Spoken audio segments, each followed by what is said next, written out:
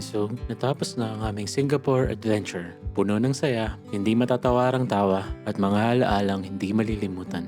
I can tell you right now na babalik kami para tuklasin ang ibang mga lugar na hindi pa namin napupuntahan. For now, panahon na para umuwi, pabalik ng Pilipinas para i-celebrate ang ika-70th birthday ng daddy ni Rachel. Napakabilis ng biyahe namin pauwi. Maayos, walang kahirap-hirap. Mula sa pagsakay sa tren hanggang sa pagbaba diretso sa airport, parang isang eksenang dumaan lang ng isang iglap. Pagdating namin sa terminal, mabilis ang proseso. Scan ng passport, print ng boarding pass, at diretso kami sa GST refund counter para bawiin ang tax sa ilang mga items na napamili namin dito. Habang naghihintay ng aming flight, dumaan muna kami sa isang tahimik na cafe. Dito, may nakita kaming robot servers na talaga namang nakakabilib. Pwede mong ilagay dito ang mga ginamit mong cups and plates at sila na ang bahala magdala pabalik sa kitchen. Dito na din kami nag-decide kumain. Magpalipas ng oras at magpahinga ng konti bago ang flight namin pauwi ng Pilipinas.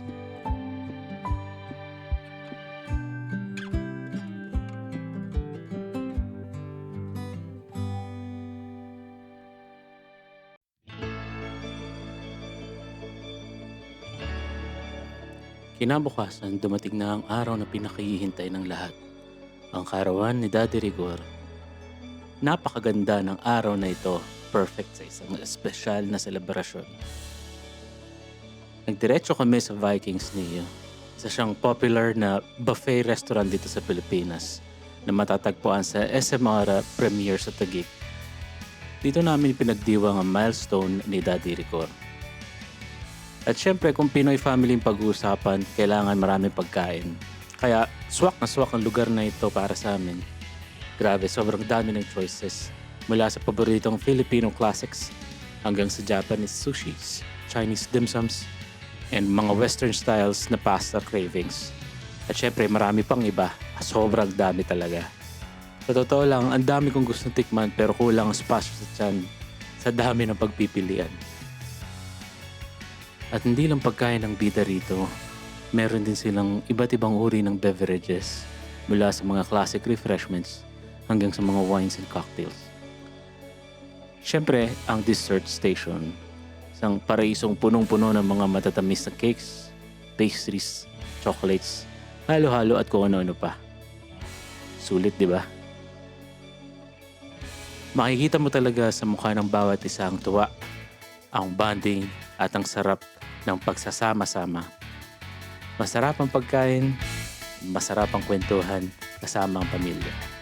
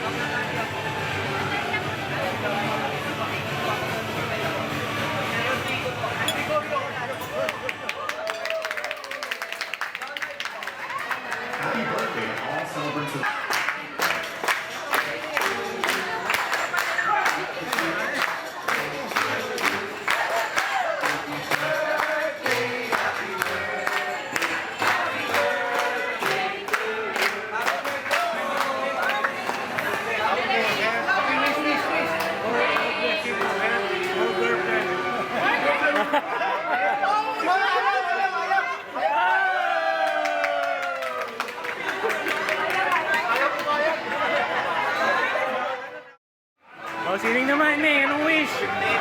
Happy birthday. Anong wish? More sales! More sales! More sales. Yeah. Oh.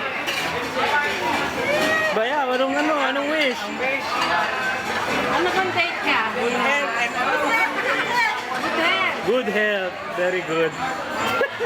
And happiness. Ayan.